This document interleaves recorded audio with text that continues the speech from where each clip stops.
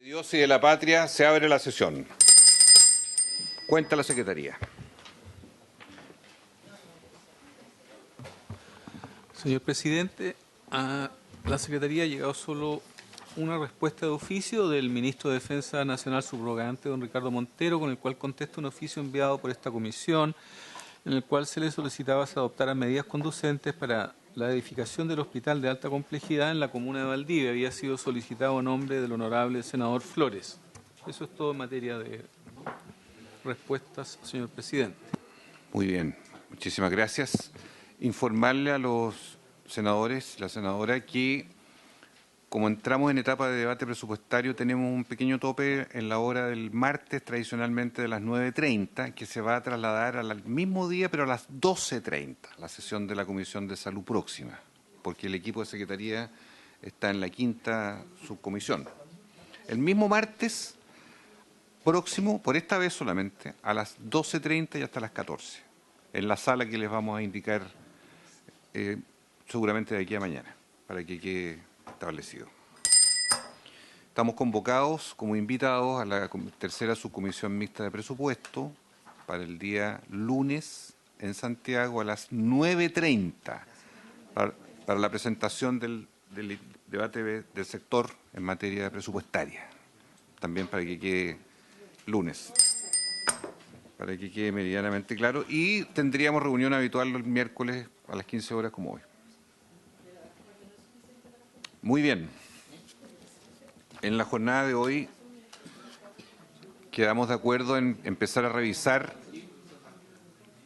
Quedamos de acuerdo, les pido silencio por favor, empezar a analizar algunos detalles, interrogantes, dudas, ya que los senadores no tuvimos la oportunidad ayer de solamente recibir, pero no de preguntar ni ahondar, ¿verdad?, en los temas más relevantes.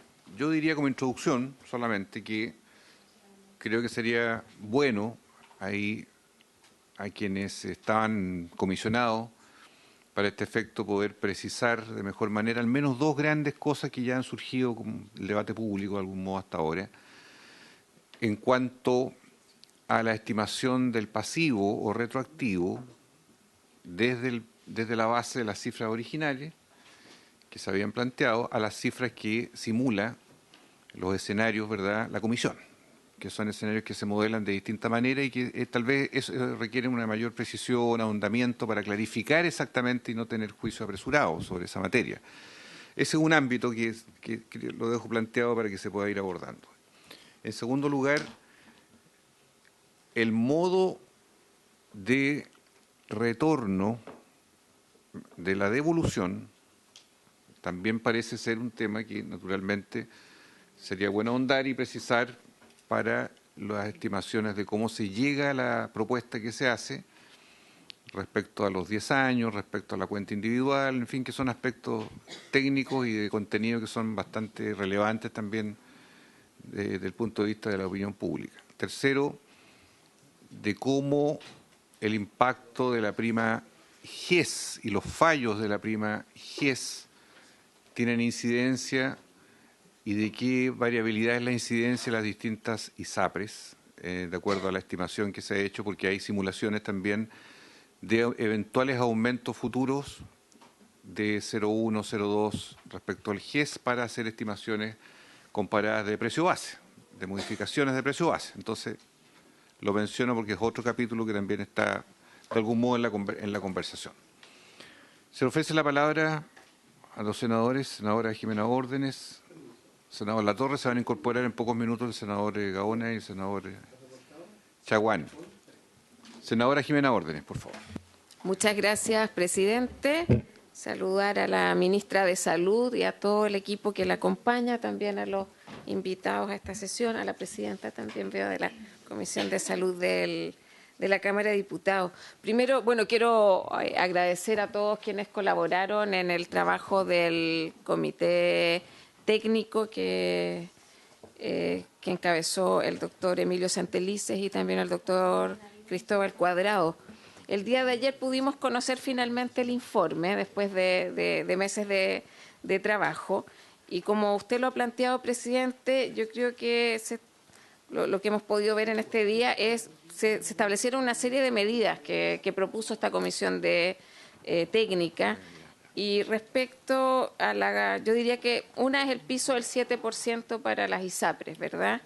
Se propone que todos los cotizantes, tanto de FONASA como ISAPRES, coticen obligatoriamente un 7%. Entonces, yo entiendo que con eso se dejaría de generar excedente. Entonces, respecto al piso, precisamente se eliminan, yo creo que son certezas, los excedentes para las personas afiliadas a la ISAPRE.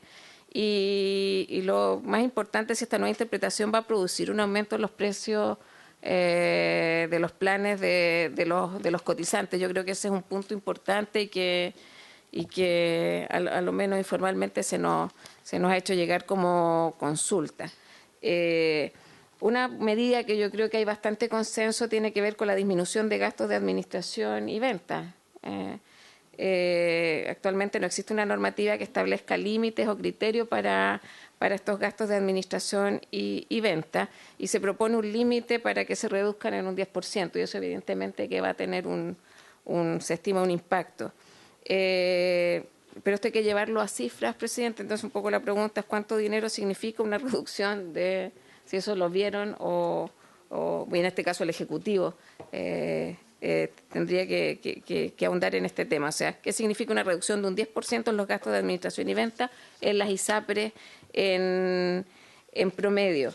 Yo tengo varias consultas, yo creo que irán apareciendo el tema de la adecuación de los precios de la prima G. Se habló de escenarios de alza, una prima G es entre 0,1 y 0,2 UF mensuales por beneficiario. Entonces, si hay impactos presupuestarios en FONASA en este sentido, ¿a qué se refiere? Y ahí yo creo que es una pregunta que la que tenemos que ahondar. ¿Qué impacto va a tener o no? ¿Cómo lo ven ustedes ahí en FONASA? Yo tengo varias preguntas. Otro tema es el ajuste de los precios base. Yo creo que ahí, porque se proponen dos vías. Una vía, el reajuste al ICSA, y otro reajuste de manera extraordinaria y por una única vez. Entonces, me parece que ahí también tenemos que seguir ahondando. Yo diría que otro tema y que me parece que es importante es la mutualización para estimar las cantidades cobradas y percibidas en exceso por las ISAPRES, porque evidentemente que hay un cambio significativo en los montos que se consignaron el día de ayer. Así que yo diría que esta es parte de las medidas que probablemente que genera más dudas y consultas, porque en resumen lo que se entiende es que la deuda se reduce de manera significativa y también si esto tiene algún impacto o no en el fallo, porque el objetivo del proyecto de ley efectivamente es implementar el fallo. Así que yo diría que a grandes rasgos en esas líneas están mis consultas el día de hoy, presidente. Muchas gracias. Muy bien. Está tratando de conectarse el doctor Emilio Santelice, coordinador, y dar la bienvenida a la ministra de Salud, que está presente nuevamente con nosotros. Muchísimas gracias. Al superintendente de Salud, doctor Víctor Torres, al director de FONASA, don Camilo Cid. Está acompañándonos la presidenta de la Comisión de Salud de la Cámara de Diputados, diputada Ana María Gasmuri, y el equipo directivo de la Asociación de ISAPRE, don Gonzalo Regada, presidente, y don Gonzalo Simón, gerente general. Muchísimas gracias. Senador Latorre, por favor. Sí, ahí está. Gracias, presidente. Bueno, saludar a todos nuestros invitados. Yo ayer estaba conectado por Zoom, seguí toda la presentación, pero claro, no tuve oportunidad de valorar y primero decir muy honestamente agradecer el trabajo que hizo la comisión técnica, un trabajo riguroso, colaborativo, transversal, serio, digamos, ¿no? Profesional, además entiendo acompañado por los equipos del Ministerio de Salud, de la Superintendencia de Salud también, etcétera. Y eso, digamos, no hay discusión. Me sumo a lo que ayer se comentó acá en la Comisión de Salud. Y al mismo tiempo hacer el punto, porque siempre fue claro y fue un acuerdo de que este informe no tenía un carácter de vinculante para la Comisión de Salud, era un informe que solicita a la Comisión de Salud del Senado, una comisión técnica, elabora un informe, elabora una propuesta, eso después se tiene que traducir en discusión política, en indicaciones del Ejecutivo, etcétera, y por tanto esa es la fase, entiendo, en la que entramos ahora, ¿no?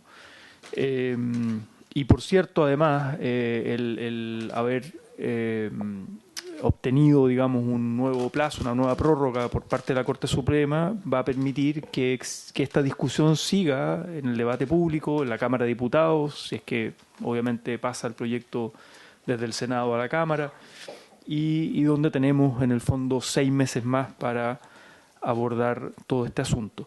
Y ahí es donde yo quisiera plantear, presidente, que además lo plantean en el informe también como recomendación, decir, mire, más allá del cumplimiento del fallo, acá hay una situación de crisis terminal, de alguna manera, del sistema. Yo pongo esas palabras, no lo pone así el informe, pero hay una necesidad urgente de transitar hacia una reforma, ¿no? Hacia una reforma del sistema de salud en nuestro país. No es sostenible el sistema tal cual está. Y por tanto, quiero vincular la discusión sobre el plazo, los 10 años que se proponen, con la reforma o con las líneas de reforma y de transición. A priori uno diría, mira, 10 años para devolver, ¿no?, en 45 millones de dólares anuales, a priori, ¿no?, parece excesivo. Pero más allá del tiempo, a mí lo que me interesa es cómo se conecta en una discusión más integral ese tiempo, donde las ISAPRES tienen que cumplir el fallo, devolver lo que deben, etcétera, con una transición en reforma. Porque 10 años estamos hablando de 3 gobiernos, digamos, ¿no? Como de quedan 2 años de este gobierno, 4 o sea, son 3 gobiernos de... Entonces me parece un tiempo excesivo para efectos de la urgencia de avanzar a un camino de transición que me parece hay que comenzar de manera más acelerada, con responsabilidad, con gradualidad, etcétera, pero comenzar, ¿no? Eso es una primera cuestión que quería plantear. Y luego sobre la cifra, yo creo que también la comisión técnica elabora, ¿no?, en base a supuestos, y llega a una cifra. La pregunta es si hay supuestos alternativos, ¿no? Porque claro, estaba la cifra original que se dio al inicio, ¿se acuerdan de la discusión acá mismo? La propia superintendencia tenía sus cálculos, y por lo mismo es importante plantear alternativas, ¿no?, otros supuestos. Porque claro, ayer se hablaba, ¿no?, de la teoría de seguros y cómo de alguna manera se genera esta mutualización, ¿no? Donde, claro, uno podría decir acá hay una especie como de solidaridad en las pérdidas, digamos. Pero no es así como ha funcionado el sistema ISAPRE, con una lógica solidaria precisamente en todos estos años. Entonces, eso genera, yo creo que la pregunta siempre con las comisiones técnicas, que pueden ser muy precisas y muy profesionales y muy rigurosas en las conclusiones a las que llegan, pero hay que también ver la viabilidad política de esto y ciudadana también, ¿no? O sea, acá, ¿cuál va a ser la reacción de la ciudadanía respecto a respecto a las conclusiones a las que llegó la comisión técnica? Esa es mi pregunta por ahora, presidente, muy general. Muy bien. Gracias. Se ha incorporado el doctor Emilio Santelices y le damos la bienvenida como coordinador también de este equipo técnico de expertos.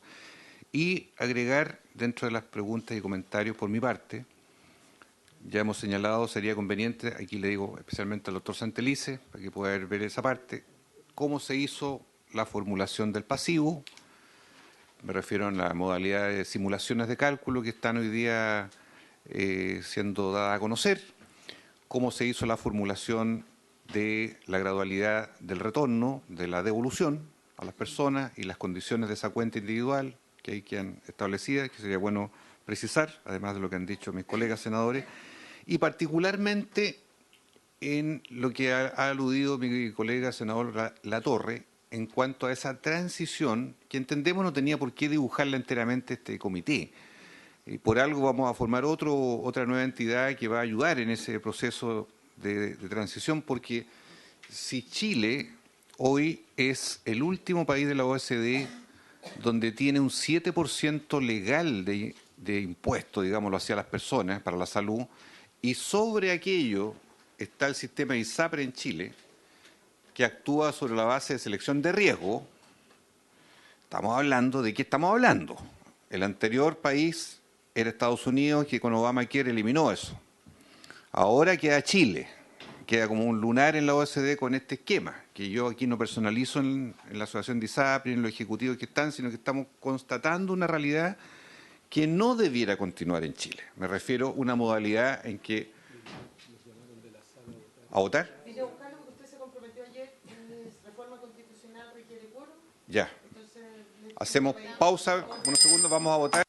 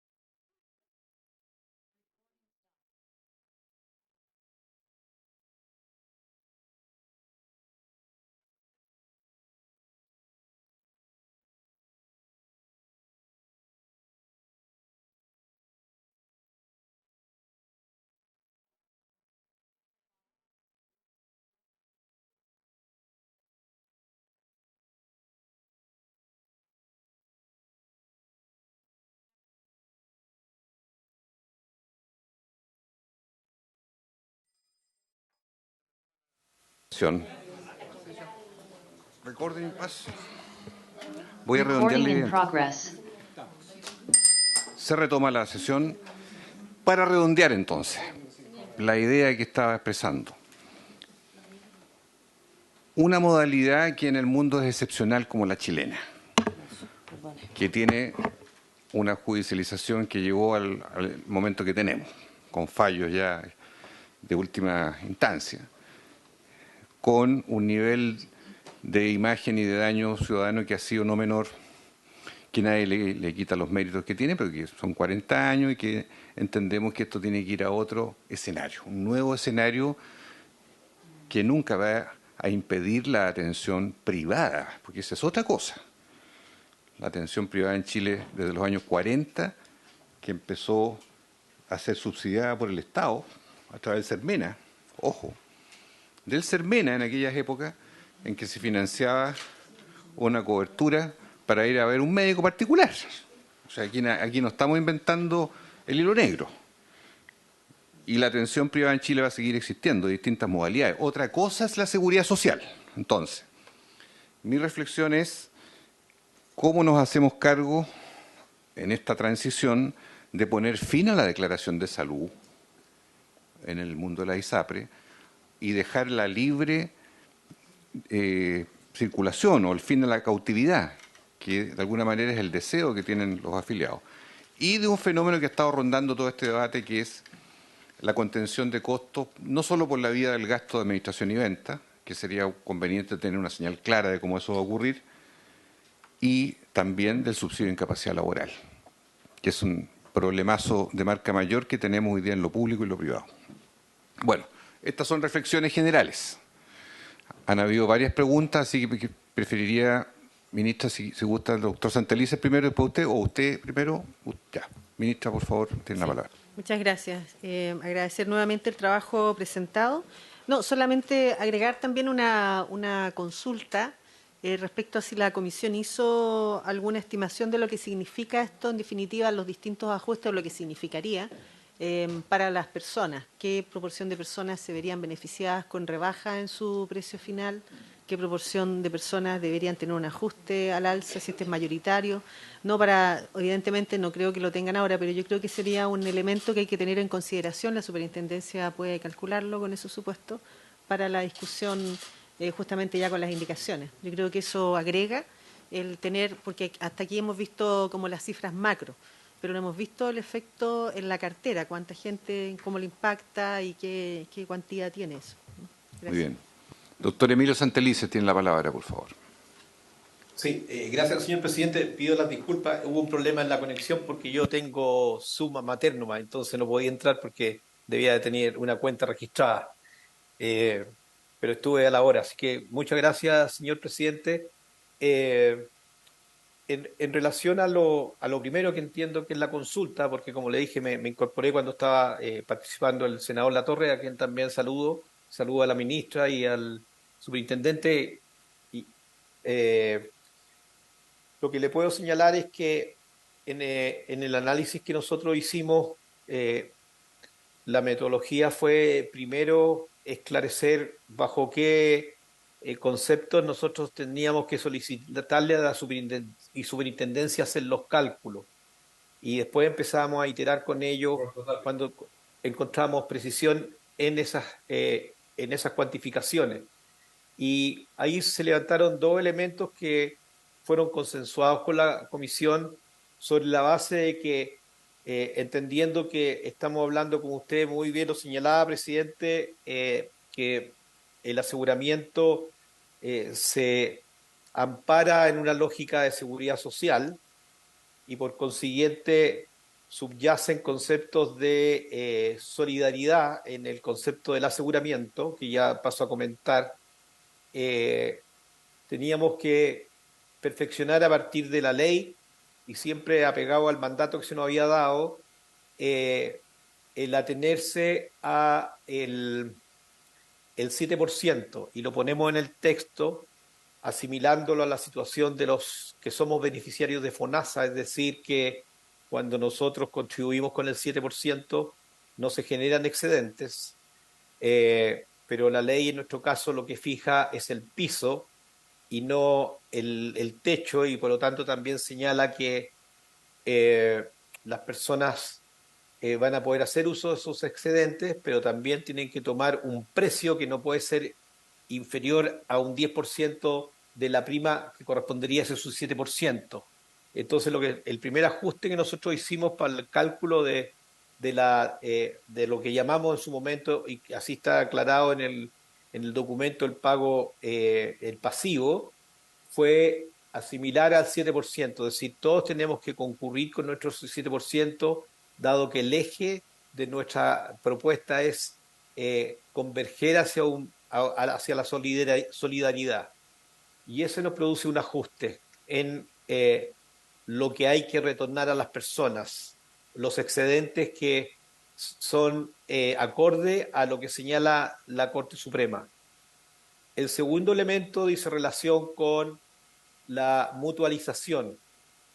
Y aquí entendemos que, a diferencia de lo que ha ocurrido con los fallos anteriores y que también se plasma en una serie de ellos en el documento, cuando las Cortes fallan de manera individual, lo hacen sobre la base de que no concurre aquí el concepto de mutualización, porque estamos hablando de individuos y no de un colectivo, como es el aseguramiento sistémico, y por el cual la Corte finalmente falla, y en mérito a ese fallo sistémico, ahí sí que considera que hay que hacer devoluciones. Por lo tanto, la lógica que subyace es que efectivamente la Corte entiende que esto obedece a que, por ser un tema de seguros, tiene que hacerse bajo esos preceptos, es decir, mutualización. y desde allí nosotros hacemos esos cálculos.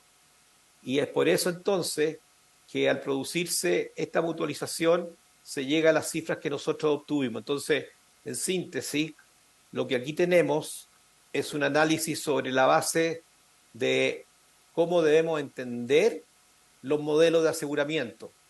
Y por consiguiente, al momento de calcular los excedentes, se tiene que hacer bajo esos mismos preceptos y las correcciones, como señalé, en relación al 7%. Eso es lo que está en los cálculos que realizó el comité y por los cuales se entregaron esas conclusiones de manera consensuada. Otra forma que también existía de calcularlo dice relación con que, y eso forma parte de una minuta que también está adjunta en el documento que realizó la Facultad de Economía, en donde se señala que cuando se hacen los cálculos y nosotros bajamos todos los precios, o sea, los precios finales bajan en función a que desaparece la tabla de factores, los cálculos que se hacen es con un precio, con un vector de precio que es vector de precio de hombres. Y por consiguiente no se reconstruye el precio base como un precio base mixto.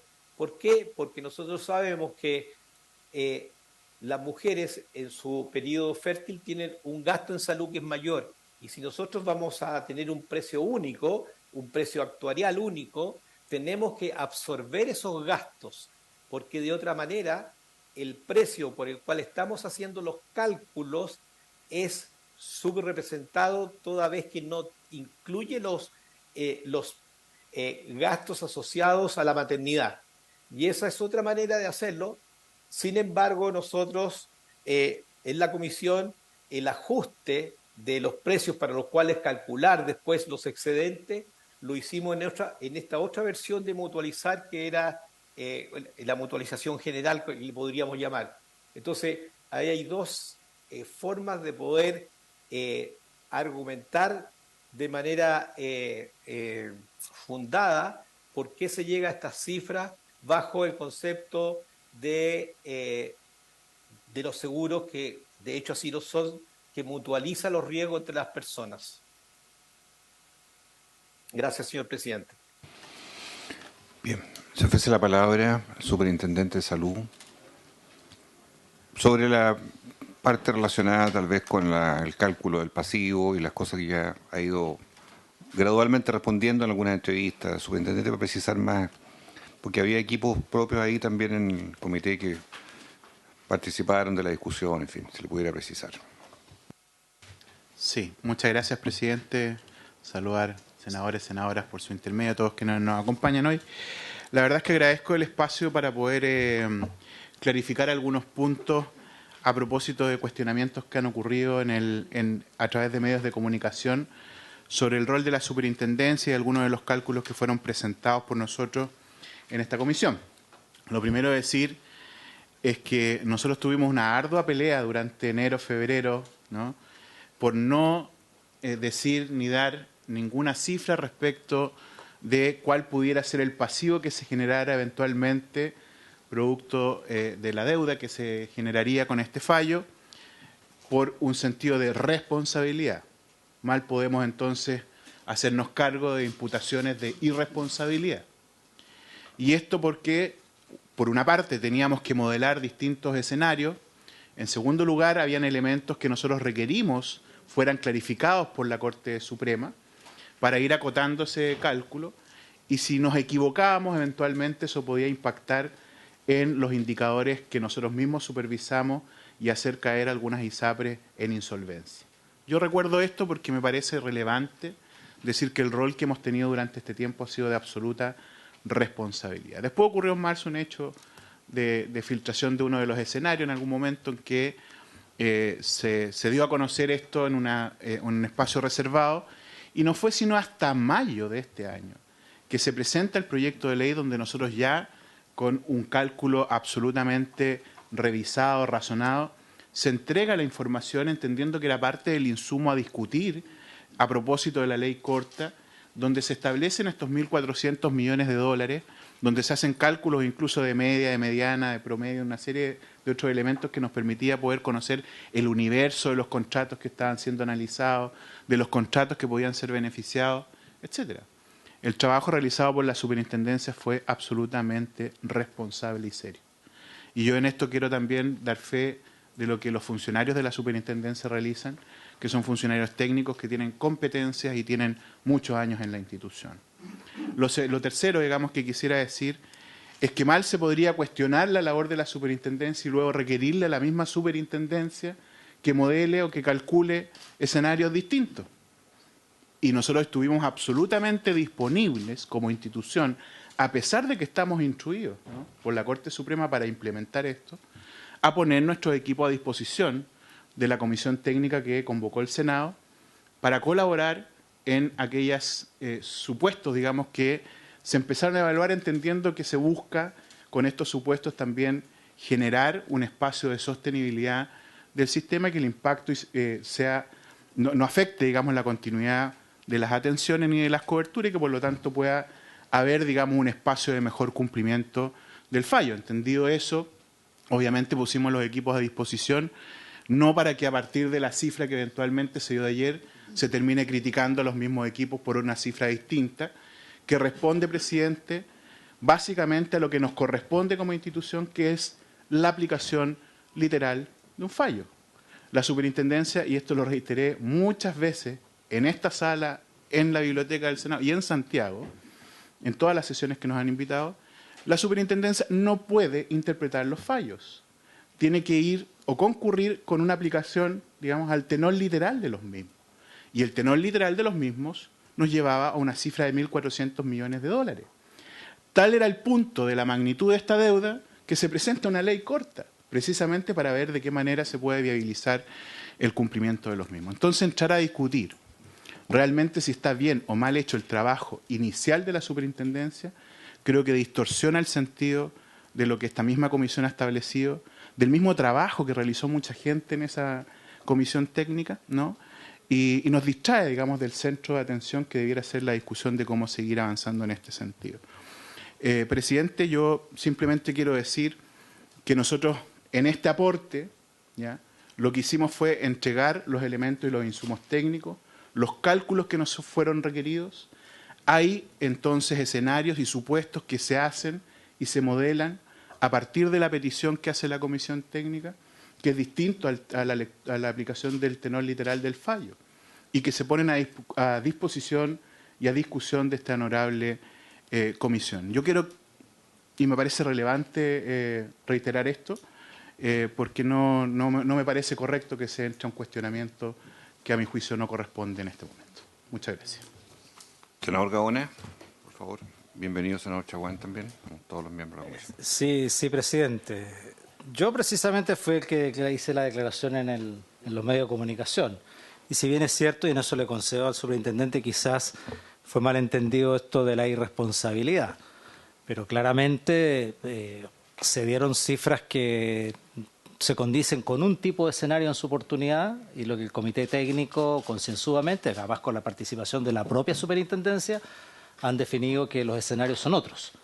Por lo tanto, sin perjuicio de que aquí no se ha cuestionado ni dudado de la idoneidad del trabajo de la superintendencia, sí me parece que es aventurado haber colocado cifras y haberse puesto en un solo escenario. Afortunadamente, por la iniciativa suya, presidente, se constituyó un equipo técnico que definió otro escenario con la propia participación de la superintendencia y se llega a otros resultados, digamos. Entonces, yo creo que aquí nadie se tiene que enamorar de sus cifras, digamos, por mucho de que con la idea de defender a funcionarios y todo lo demás estemos tratando de avalar cifras que son una interpretación, porque eso es lo que hace la superintendencia, y el comité técnico lo que hace también es ponerse en otros escenarios y poder efectivamente ver, como lo dice el ministro Cordero hoy día, ver, el propio ministro de Justicia lo dice, que ante la misma pregunta señala de que la comisión técnica hace un enfoque sistémico y no un enfoque caso a caso, que es la primera cifra que se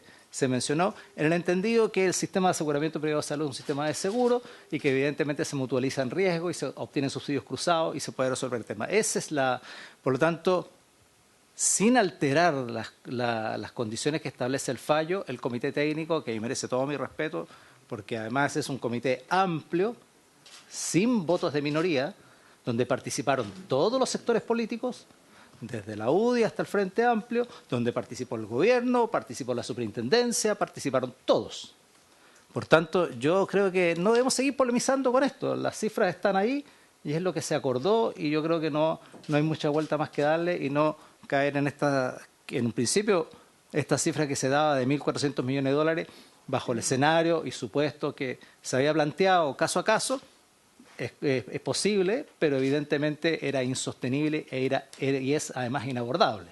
Y lo que hace el comité técnico es buscar una solución ajustándose evidentemente al fallo. Eso, presidente. Senador Chaguán y después el superintendente de Salud. Por favor, senador Chaguán. Sí, no, primero, Sí. presidente, yo quiero primero agradecer formalmente al comité técnico que hizo una gran labor y eso implica efectivamente dar el reconocimiento a aquellos que estuvieron de lunes a domingo, todos los días, para tratar de generar un acuerdo que además fue sin votos de minoría, que reunió un consenso amplio. Y yo quiero que asumamos dos cosas que son importantes. Primero, la tremenda responsabilidad que tenemos por delante. Este no es el momento para darse algún gusto con declaraciones, y no hablo por las declaraciones del senador Gaona, en general, darse el gusto con declaraciones sin tomar en cuenta todo el tenor del informe del comité técnico.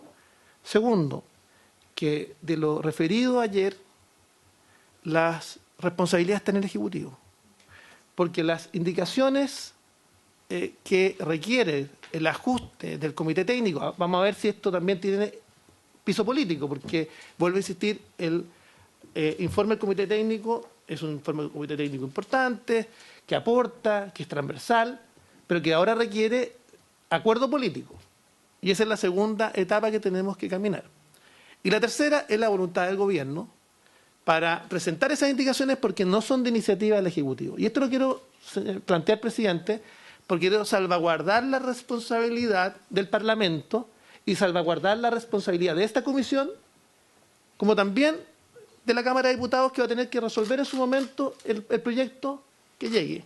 Entonces, nosotros no tenemos herramientas para presentar las indicaciones que establece ese comité técnico. Eso es voluntad política del gobierno, que requerirá generar el consenso político amplio para poder avanzar.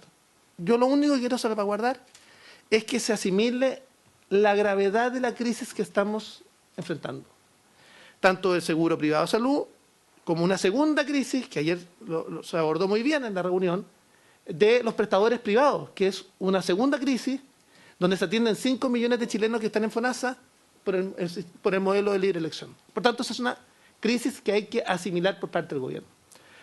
Y coincidir, presidente, que tal como hemos tenido un comité técnico, es necesario abordar la siguiente etapa, que es en relación con una comisión de reforma. Y creemos, sin lugar a dudas, y yo quiero felicitar el esfuerzo de esta comisión y suyo en particular, presidente, para lograr los acuerdos también de la Cámara, para que logremos finalmente construir un acuerdo que permita de manera transversal buscar una viabilidad de la provisión mixta en salud y que en definitiva podamos cautelar que no se produzca una crisis político-sanitaria de envergadura. Entonces, presidente, agradecer por una parte, agradecer la buena voluntad que ha tenido el gobierno, porque cuando fuimos nosotros a hablar con el gobierno, ¿se acuerda usted con el que habla? Con usted, ministra, con el ministro, con varios ministros, el gobierno se manifestó partidario de iniciar esta conversación del comité, de la comisión técnica. Y logramos finalmente consolidarle que hubo un esfuerzo importante. Ahora, ministra, por su intermedio, presidente, está en sus manos que podamos sacar el informe del comité técnico u otro, que logremos un acuerdo transversal, porque por supuesto que tenemos diferencias o tenemos matices y tenemos que allanarnos a poder construir un acuerdo que sea efectivamente lo suficientemente potente para dar resuelta la crisis y que se cumplan los fallos de la Corte Suprema. Porque en un Estado de Derecho, los fallos de la Corte Suprema son para cumplirlos. Eso, presidente. Muchas gracias. Diputada Muri, ¿te quería dar un punto de vista? Muchas gracias, presidente. Bueno, saludar a todos, a la ministra, al superintendente, a don Camilo Cid, a los representantes de la ISAPRE, a todos los que nos acompañan. Y sin entrar en mayores análisis, ya tendremos tiempo en la Cámara cuando llegue, pero algunas preguntas que me surgen en el sentido, ¿cierto?, de esta mutualización de la deuda. ¿Esto no estaría afectando la propiedad sobre los excedentes, ¿no? Entonces habría que modificar la ley de excedentes. Y me preocupa también si esto efectivamente la propuesta, que entiendo que es una propuesta, que no es vinculante, que no es el proyecto propiamente tal, si de alguna manera se ajusta al cumplimiento del fallo, o sea, que tomar una propuesta como esta realmente da cumplimiento al fallo. Por supuesto que yo creo que compartimos las aprehensiones de ver esta estimación tan distinta a la inicial, ¿no?, con prácticamente un tercio. Y también es importante decirlo en ese sentido, que no es que la cifra entregada antes por la superintendencia sea equivocada, era otra forma de modular, otra forma de plantear. Por lo tanto, hay maneras de llegar a estos cálculos, pero no quiere decir que el cálculo anterior sea errado. Me parece que eso también es importante dejarlo claro. Entonces, bueno, son parte de las dudas. Y por otra parte, de alguna forma se genera la sensación de que esta mutualización de la deuda, esta extensión del plazo para la devolución y además el aumento de las primas no parece ir muy bien, más bien en la dirección de lo que la ciudadanía espera hoy día, cuando ha habido un abuso de las ISAPRES que hoy día es lo que la Corte Suprema nos está llamando a hacer cumplir. Entonces, la pregunta concreta es, con esta propuesta, que entiendo que es una propuesta no vinculante, lo tenemos claro, ¿se cumple el fallo de la Corte Suprema? Esa es mi pregunta, presidente. Por su intermedio, muchas gracias. Bien. El superintendente, por favor, tiene la palabra. Sí, muchas gracias, presidente. Lo primero, yo quisiera agradecer al senador Gaona en el sentido de que uno de pronto puede expresar cosas en un momento determinado, pero tener también, digamos, la deferencia de poder reconocer o retractarse en algún momento de algún concepto es algo que hay que valorar, sobre todo en política, que no siempre es algo que ocurre, así que yo lo agradezco. Pero sí necesito clarificar 2 puntos, al menos, ¿no? Primero, decir que la superintendencia no ha sido parte de las definiciones políticas, porque es un organismo técnico y aportamos sobre todo lo que se nos requirió sin objetar de conciencia, por decirlo de alguna manera, ¿no? Lo que se nos pidiera lo entregábamos, nunca dijimos esto sí, esto no, sino que tuvimos un rol eminentemente técnico. Lo segundo es que es importante decir, ¿no?, estos supuestos requieren modificación legal, si no, no estarían siendo discutidos a la luz del proyecto de ley, ¿no? Nosotros no podemos hacer una interpretación, eso lo hemos planteado y por eso se presenta el proyecto de ley. Nosotros lo que requerimos es, si se va a enfrentar esta situación de una manera distinta, con una interpretación diferente, tiene que estar esto establecido en la ley, porque nosotros actuamos o en virtud de lo que dicen los tribunales de justicia o en virtud de lo que dice la ley. Por lo tanto, es relevante decirlo no con el ánimo de seguir polemizando, sino que centrar la discusión y entender por qué hoy día estamos en este debate. Por lo tanto, si se avanza en estos supuestos legales, necesitamos obviamente que se modifique la ley para que tenga sustento cualquier decisión administrativa, si no, se puede sostener en el tiempo la judicialización y no estaríamos resolviendo el problema de fondo. Eso, presidente, y con eso para mí está zanjado el punto. Gracias. Bien. No está aquí presente el ministro Luis Cordero, que ilumina los debates jurídicos siempre, porque la pregunta que se ha hecho sobre la compatibilidad, que yo le agregaría el factor de mutualización, que es el que ronda de algún modo dentro de la especie opinable, por decirlo así, y que yo recuerdo, y cuando vino acá el ministro Cordero, fue uno de los puntos que él en su lectura de ese fallo sobre tabla de factores aludió como parte de los criterios que han ido evolucionando en el tiempo en la doctrina de la tercera sala de la Corte Suprema, que pasó del esquema de seguros privados y mutualización a un esquema de seguridad social en su fallo, en su comportamiento. Entonces, bueno, ese punto, allá habrá otro momento tal vez jurídicamente, me refiero, para poder analizarlo, a no ser que la ministra tenga un punto también ahí que quiera aludir. Es un punto que genera también un grado de controversia, dado que el primer aspecto que se aplica, que es el del piso de 7% de cotización legal parece algo bastante razonable porque la ley chilena exige que la gente pague el 7% de cotización en salud. Eso es el país que tenemos y que dice eso para todo ciudadano. Entonces, ahí sí sería bueno, doctor Santelice, que usted precisara cómo se aplica en los universos de aplicación del criterio de los planes que quedaron por debajo del 7%, cuál es la cuantificación que se hizo en la comisión, por qué se llega al impacto de llegar en esa primera etapa a 900 y tantos mil millones de deuda, ¿no es cierto?, de pasivo, primero, y luego, si lo puede aludir también el doctor Santelice, y la ministra si lo estima, respecto a la mutualización del riesgo. Clarificar qué se tuvo a la vista en el comité respecto a la doctrina de mutualización del riesgo y, perdón la redundancia, y los riesgos que tiene también, ya sea de judicialización o de colisión, con el fallo de la tercera sala de la Corte Suprema. Doctor Santelice. Gracias, señor presidente. Bueno, primero quiero valorar que exista aquí una voluntad y una mirada de ver cómo se resuelve y se deja atrás discusiones y desencuentros, porque es lo que más necesitan hoy día los enfermos que están esperanzados que desde esta Comisión de Salud se vea la luz.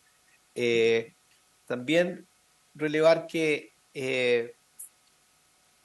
nosotros en el cálculo del 7%, y entendiendo que este 7% está amparado en la ley, porque es para efectos de entregar salud, al producirse esos ajustes se produce esa reducción que usted señalaba, señor presidente.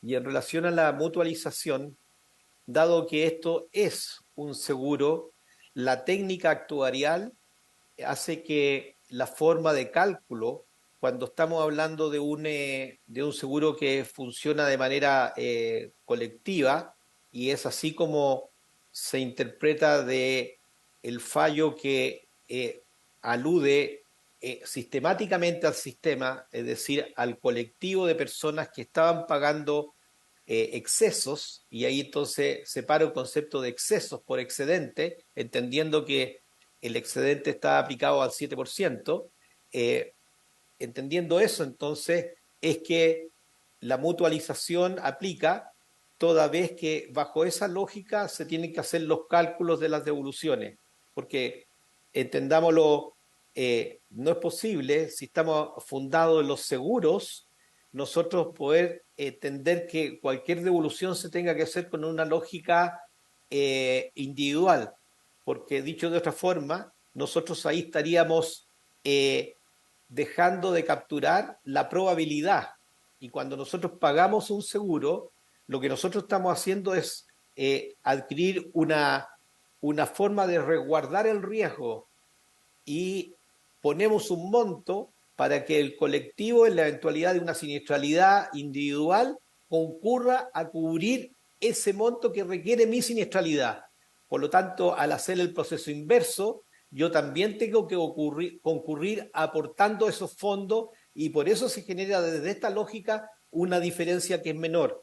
Lo que no significa que no vayan a existir lo que yo ya no llamaría excedentes, y excesos. Y esos son los que se tienen que devolver en la suma que ya se ha señalado. Entonces, yo pienso que, y a propósito de la pregunta, y la saludo porque no la había visto, porque no la veo en la pantalla, de la diputada Gasmuri, y lo que aquí ocurre es que, y tal como nosotros lo plasmamos en el documento y como también contamos con la asesoría de los abogados, y abogados muy expertos que trabajan en estos ámbitos, y yo también relevo su participación, el abogado Manuel Pérez del Ministerio de Salud, lo que nosotros estamos proponiendo es, aplicado el fallo, sancionado el fallo, a continuación se activa la ley corta para efectos de generar este nuevo escenario. Y este nuevo escenario, entonces, que se instala y fortalece los conceptos de la seguridad social. Entonces,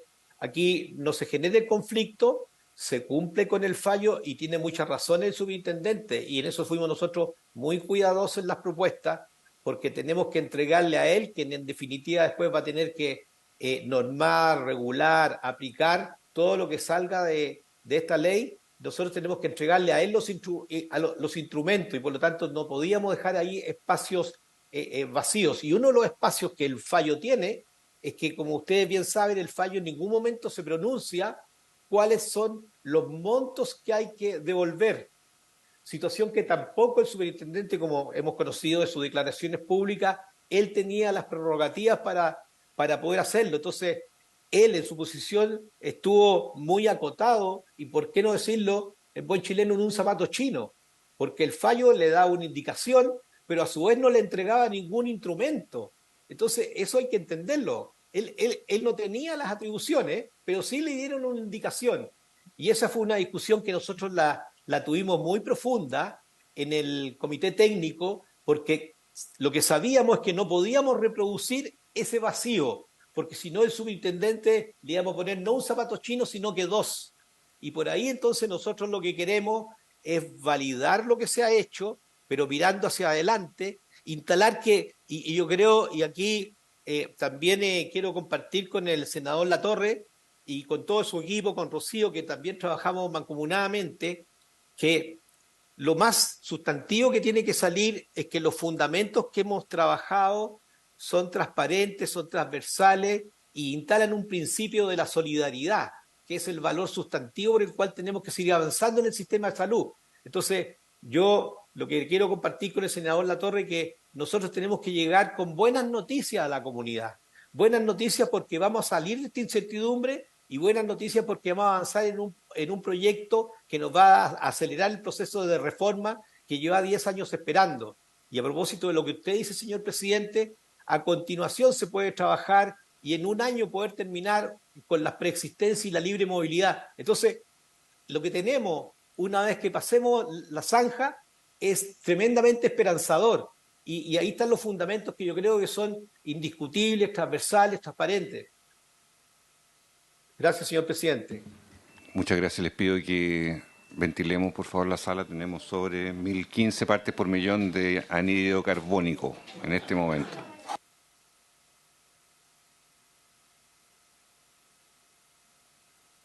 Para que no se enrarezca la discusión. Esta es una medida preventiva, sanitaria.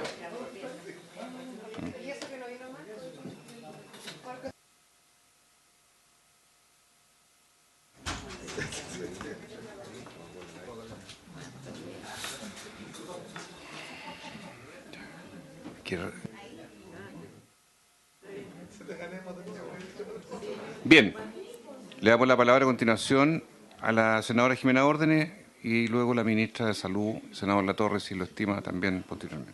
Gracias, presidente. Saludar al doctor Emilio Santelice. La cotización, yo planteaba el tema de la cotización obligatoria al piso del 7% para las ISAPRES. Actualmente la Superintendencia de Salud se establece que aproximadamente un 30% de los afiliados tienen contratado un plan cuyo precio final pactado es menor a su 7%. Entonces, la pregunta acá respecto al piso es si esta nueva interpretación va a producir un aumento en los precios de los planes de los cotizantes. Yo me refiero al 30% y si eso va a cambiar o no el tema de los planes. Respecto a la adecuación de los precios de la prima GES, la Comisión propone que el proyecto de ley corta incluya un mecanismo de ajuste extraordinario. La Comisión evaluó escenarios de alza de la prima GES entre 0,1 y 0,2 UF mensuales por beneficiario. ¿Este incremento tendrá repercusión en el precio final que paguen los afiliados? Porque esa es una variable que al menos a mí me ha llegado constantemente. Y cómo habla esto con los fallos de la Corte Suprema, que ahí yo creo que se requiere un análisis previo. Y eso es lo otro. A ver, y por último, presidente, yo creo que una de las grandes variables que vamos a tener que ahondar es la mutualización para estimar las cantidades cobradas y percibidas en exceso por las ISAPRES. Acá se propone entender a las ISAPRES como aseguradoras que distribuyen riesgos en salud. Eso es lo que yo entiendo del informe. Por lo tanto, estos riesgos se deben mutualizar y ahí es donde empiezan a operar los subsidios cruzados. Entonces, se propone que los cobros en exceso sean evaluados sistemáticamente y no individualmente. Yo entiendo qué significa eso. pero creo que en eso es donde también tenemos que tener mayores claridades, porque es lo que cambia. No se trata de datos correctos o no, pero evidentemente que nos llevan a dos escenarios distintos. Entonces, en ese sentido también, no sé si ahí es la Superintendencia de Salud, porque de ahí salieron los datos, o sea, efectivamente, cómo habla la mutualización con respecto a la probable estimación de los costos y también cómo habla con el fallo de la Corte Suprema. Me parece que lo que no puede pasar es que después se judicialice. O sea, esto era para implementar un fallo, no para generar nuevas judicializaciones. Muchas gracias. Muy bien. Senador Latorre. Gracias, presidente. Sí, breve, un par de consultas y luego yo voy a tener que ir a la subcomisión mixta, la tercera, que está citando el presidente en paralelo. Ya, pero antes que se vaya, escucha a la ministra y dejamos resuelto el comité. De todas maneras. Dos preguntas, presidente, muy concretas. Una, tal vez a la Secretaría por su intermedio. Si cierto tipo de indicaciones podrían ser admisibles, digamos, si son presentadas por la comisión, los senadores, los parlamentarios, o bien todas serían de iniciativa exclusiva del Ejecutivo. Estoy pensando, por ejemplo, el tema del plazo. La Comisión Técnica propone un plazo de 10 años, ¿no?, de evolución. ¿Qué pasa si la Comisión acuerda otro plazo? Puede ser... Esa es una pregunta más de admisibilidad, ¿no?, como a través de la Secretaría. Y lo otro, por su intermedio, presidenta, al director de FONASA. Claro, mi impresión es que estamos transitando de facto a un escenario de un fondo único de salud, donde tenemos el 81% de la población en FONASA, donde hay una migración importante de ISAPRE a FONASA en el último tiempo y donde podría darse ahora seguir esa tendencia, ¿no? Pero, claro, sin un diseño de reforma, sin una legislación adecuada que implique, ¿no?, el fortalecimiento del sector público, de FONASA, etcétera. Está en el proyecto de ley corta lo de la modalidad de cobertura complementaria, pero mi pregunta más de experiencia comparada, por ejemplo, a partir del fallo de la Suprema y del informe técnico visto en medios de prensa y columnas de opinión, etcétera, que se cita mucho el caso de Uruguay y de Corea del Sur, que hicieron reformas, digamos, que podrían ser, si bien guardando las diferencias, pero podrían ser pertinentes para Chile en contextos de un PIB per cápita similar o incluso más bajo al que tiene Chile hoy, que hicieron reformas en términos de seguridad social, de provisión mixta, etcétera. Entonces, quisiera, lo dejo planteado, ¿no?, como pregunta por su intermedio al director de FONASA, si pudiera profundizar un poquito en esa experiencia comparada y cómo lo ve desde FONASA el ir transitando en esa dirección. Gracias, presidente. No se vaya todavía. Senador Gaona. Sí, presidente. Hay dos cosas que me generan todavía inquietud a propósito de lo que estamos discutiendo y de lo que mandato que le entregamos al Comité Técnico. Dentro del mandato que le pedimos al Comité Técnico, nada se habla de la modalidad de cobertura complementaria, que ese es un tema que tenemos que abordar también. Y ahí quisiéramos saber si se ha avanzado en algo para darle más viabilidad a esa posibilidad. Porque por lo menos yo estoy en la idea de que eso sea parte de una legislación distinta, digamos. Pero si se ha logrado avanzar en la viabilidad de eso, no tengo inconveniente en que podamos discutirlo dentro de este mismo proyecto, pero no sé qué tanto eso nos va a hacer demorar esto que estamos haciendo. Y lo otro que me preocupa también, que si bien es cierto el Comité Técnico plantea, y también la Superintendencia, mejor dicho, plantea que se podrían, con lo que estamos viendo, cómo resolver esto, se podrían cumplir los indicadores que exige la Superintendencia para poder mantener a las ISAPRES con sus indicadores de viabilidad. Eso no tiene un correlato con los indicadores financieros que, por ejemplo, exigen las normas internacionales de contabilidad y tenemos detrás de varias ISAPRES están grupos inversores internacionales.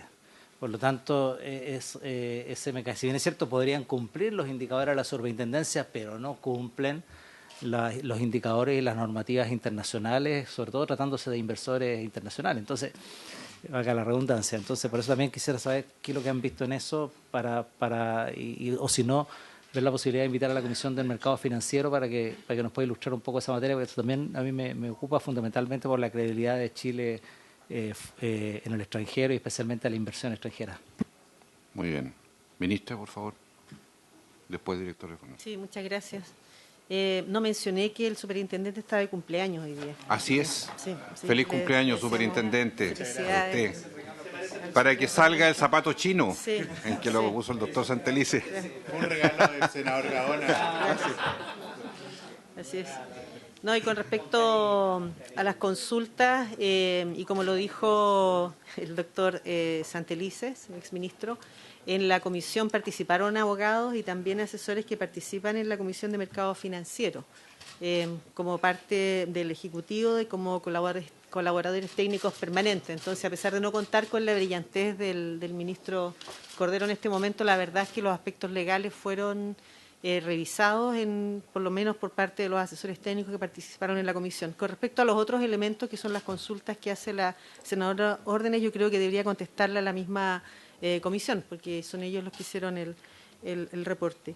Y referente al tema de la responsabilidad, por cierto que nosotros tenemos la responsabilidad, yo tengo la responsabilidad como ministra de Salud de hacer las indicaciones con apoyo, por supuesto, del resto del gobierno, y vamos a tomar esa responsabilidad ciertamente y recoger los elementos justamente del informe adecuadamente, y serán sometidos a ustedes a la discusión en particular. También informar de que se ha avanzado en el tema de la modalidad de cobertura complementaria. FONASA ha estado en conversaciones con los seguros, y creo que el director puede, ¿cómo está? Puede mencionarlo más en detalle, y para nosotros es importante, sigue siendo importante el ver el sistema como un todo. Aquí se está hablando del enfoque sistémico, y el enfoque sistémico para nosotros es importante. Nosotros trabajamos con un sistema de salud que es mixto en su provisión y que es mixto en sus seguros. Nosotros, cuando planteamos una modificación y el ir hacia las reglas de seguridad social, no estamos planteando que se acabe ni la provisión privada ni los seguros privados, sino que tengan un funcionamiento virtuoso, adecuado a las leyes de la seguridad social, y eso es lo que incluso creo que viene recomendado explícitamente por la parte de la comisión. Nosotros hemos estado trabajando en esa materia. Recordar que nosotros tenemos una comisión de reforma y que estamos dispuestos a apoyar el trabajo de la comisión que quiera conformar el Senado. En esa tenemos un representante incluso del eje de reforma que tiene que ver con una mejor seguridad social en salud, y que estamos dispuestos a participar a través de ese representante en la comisión que ustedes tengan para vincular ambos trabajos y no duplicarnos. Muchas gracias. Muy bien, antes que vayamos a votar, vamos a dejar definido entonces el comité de reforma que ya hemos ido conversando con los senadores, convocando entonces a los exministros Emilio Santelices, Osvaldo Artaza, Begoña Ayarza, Carmen Castillo, Elia Molina, Pedro García, Álvaro Erazo, Enrique París y Marisol Barría. Y con un equipo técnico conformado por don Cristian Baeza, don Manuel Inostroza, don ex superintendente Pavlovich Sebastián, Patricio Fernández, Fernando Araos, Matías Goyenechea, Paula Daza, César Cárcamo, Marco Antonio Núñez, Luis Castillo, Carolina Velasco y Guillermo Paraje. ¿Habría acuerdo? Le estamos dejando la responsabilidad de la coordinación del Consejo de Ministros a don Emilio Santelice, que sin habérselo dicho, se lo estamos comunicando en vivo para que él coordine a las ex autoridades de salud. Me imagino que estamos de acuerdo, don Emilio Santelice. Y como secretario ejecutivo de todo este conglomerado de comité, a don Cristian Baeza, que nos acompañó el día de ayer como secretario ejecutivo de la comisión. ¿Hay acuerdo? Hay acuerdo. Muy bien. Pausa para votar y volvemos de inmediato para ir al cierre. Sí.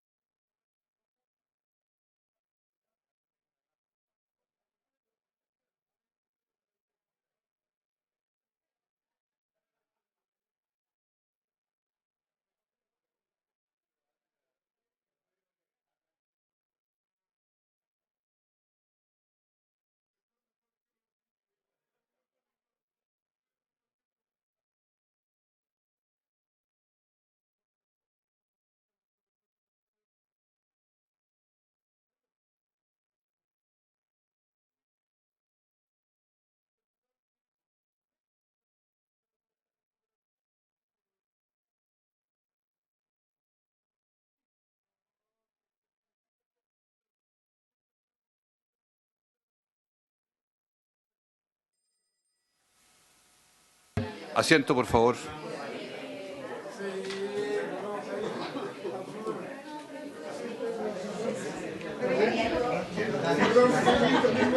Kevin, por fin. Asiento, por favor.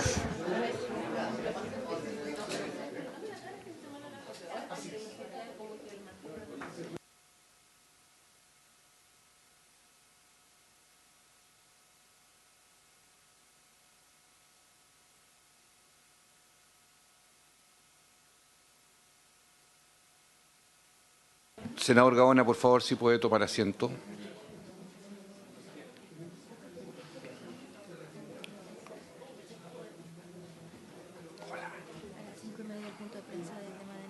Ya. Vamos a retomar entonces la conversación y ha pedido la palabra el director de FONASA y saludamos al diputado Lee, que se incorpora también en este instante. Don Camilo Cid, por favor, que ha sido aludido en distintas preguntas. Y yo quiero después pedirle que también pueda opinar la dirección ejecutiva de la Asociación de ISAPRE, que ha emitido algunas opiniones ya de carácter general y sería bueno también su punto de vista respecto al informe ya aquí en el seno de la comisión. Director de FONASA, don Camilo Cid. Muchas gracias, presidente. Saludar por su intermedio a todos los presentes. Y voy de inmediato a lo que entendí se nos consulta. Primero, aclarar que el Fondo Nacional de Salud no formó parte de la comisión técnica por decisión expresa, digamos, del sector, en el sentido de que se entendía que era una reflexión respecto de las ISAPRE, digamos, y de su... y no de la totalidad del proyecto, que incorpora, cierto, la parte de ISAPRES y de la ejecución de los fallos y la modalidad de cobertura complementaria del FONASA. Por lo tanto, nosotros estamos analizando el informe, igual que los demás actores, en función de lo que pueda, cierto, afectar o no, cierto, en su contenido en la parte que tiene que ver con FONASA. No tenemos, digamos, una opinión en este momento. Respecto de la MCC, la modalidad de cobertura complementaria, nosotros queremos que a la fecha que tengamos que hacer la indicación, que el Ejecutivo tenga que hacer la indicación, podamos incorporar también indicaciones respecto de la parte de la modalidad de cobertura complementaria del proyecto. Efectivamente, nosotros hemos mantenido una mesa técnica con los seguros generales de salud, lo cual nos ha permitido llegar a un diseño no muy diferente al que habíamos planteado, pero con algunas modificaciones relevantes. Probablemente esas modificaciones impliquen unas redacciones muy simples y muy acotadas al proyecto. Muchas de esas más bien van a ir en el modelo de licitación que hemos planteado. Pero básicamente consisten en simplificación de los esquemas que habíamos producido. En un momento habíamos pensado, por ejemplo, que la modalidad de cobertura complementaria reuniese 3 esquemas de prestadores diferenciados y hemos pensado que en esta reflexión técnica que podemos abordar en un solo esquema el tema de la cobertura complementaria, simplifica y evita algunos incentivos perversos que habíamos detectado al tener distintos precios del arancel de la modalidad de cobertura complementaria en distintos grupos de prestadores. Esto nos facilita al tener un solo arancel que reúna entonces la condición de poder brindar acceso al arancel completo en esta modalidad con la cobertura complementaria de un seguro de segundo piso, en este caso. Es interesante la pregunta, aunque no está presente el senador Latorre, pero la pregunta que me hace es interesante en el sentido de que efectivamente en términos programáticos y lo que se ha planteado acá también, y hemos escuchado, ¿cierto?, la inquietud de los senadores de poder avanzar hacia una reforma. Uno podría plantearse una transición distinta a la que nosotros podríamos haber reflexionado con anterioridad, dado que estamos en un momento también encontraremos un momento diferente de partida, ¿no?, que es la discusión y la estabilización del problema, como ha planteado la ministra en otras ocasiones, que salvando este problema nosotros seguimos reflexionando entonces en torno a esta reforma que incorpora obviamente aspectos financieros relevantes y en el términos de la mancomunación de los riesgos, ¿no? Y ahí efectivamente se vuelven interesantes muchos casos. Los casos que mencionaba el senador son muy interesantes para nosotros, el tema de Uruguay y Corea, solamente para graficar, porque no puedo detenerme a dar mayor explicación. Esto lo conozco bastante bien, pero yo soy especialista en economía de la salud, como ustedes saben, digamos, aparte de ser director de FONASA, y entonces conozco los casos de Uruguay y Corea. Y el caso de Uruguay, ¿cierto? Como ustedes saben, una reforma en el 2008 que se constituyó, ¿cierto?, en que 30 mutualidades que eran prestadoras de salud pudieron formar un fondo central de mancomunación que se llama ahora FONASA también, el Fondo Nacional de Salud de Uruguay, que entonces pasa a componerse en un sistema como un seguro de salud único que asigna los recursos a estas prestadores que son las mutualidades, digamos, a través de un per cápita ajustado por el riesgo y que entonces permite a estos prestadores financiar a sus afiliados en el acceso a la salud, manteniendo, eso sí, a un sector público, en una cantidad de personas en un sector público cerca del 20-30%, que en un paso siguiente ellos esperan poder incorporar. Hay un montón de otras cuestiones interesantes, pero esta es una reforma en América Latina que se ha graficado como exitosa y como una de las últimas de última generación que ha ocurrido, digamos, en América Latina. En el caso de Corea, ellos también transitaron desde un multiaseguramiento de cerca de 300 seguros que existían en un momento a uno solo en 10 años y con una particularidad, que los proveedores en ese caso en su mayoría son proveedores privados. Lo que hicieron fue centralizar el financiamiento también en un Seguro Nacional de Salud y desarrollar esa opción durante todo este tiempo. Con bastante éxito en este periodo me tocó a mí estar un poco antes de la pandemia en realidad, en la celebración de los 30 años de la existencia del Seguro Nacional de Salud allá en Seúl, donde las evaluaciones que uno podía escuchar eran bastante positivas, a pesar de que siempre es un trabajo en construcción. Nosotros ahí como FONASA tenemos muchas lecciones que aprender. Ellos usan, por ejemplo, los grupos relacionados por el diagnóstico también para efectos de contener costos en la relación que tienen con los proveedores, en este caso la mayoría privados, pero también públicos, y que también es una característica nuestra, que es inversa, tenemos mayoría de prestadores públicos, pero también privados, y en todo caso mixtos, como es el caso chileno, ¿no? Por falta de tiempo, me quedo hasta ahí en este comentario. Sí. Muy bien. Entonces la palabra a don Gonzalo Regada, por favor, presidente de la Asociación de ISAPRE. Gracias, presidente. Bueno, en primer lugar, nos corresponde reconocer y valorar el trabajo que hizo la Comisión Técnica. Como usted sabe, presidente, nuestra asociación participó como un colaborador técnico de esta comisión. No participamos directamente en sus conclusiones ni en sus recomendaciones y por lo tanto el día de ayer recién tuvimos acceso al documento definitivo y naturalmente todas las compañías que componen nuestra asociación están leyéndolo y analizándolo detenidamente. La crisis, presidente, que tiene nuestro sector es muy relevante. En el mismo informe se señala que producto de los fallos de la Corte Suprema, tanto de tablas como de GES, disminuirían los ingresos de las compañías en más del 20%, 22 y tantos por ciento.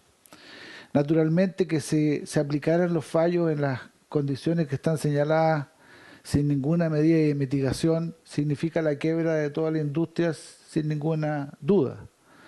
Y esto con un efecto inmediato en la pérdida de sus coberturas para casi 3 millones de personas. Y de manera indirecta, probablemente la quiebra de muchas de las instituciones del sector privado de salud y los efectos que eso significaría en términos de menor oferta prestadora para todo el país.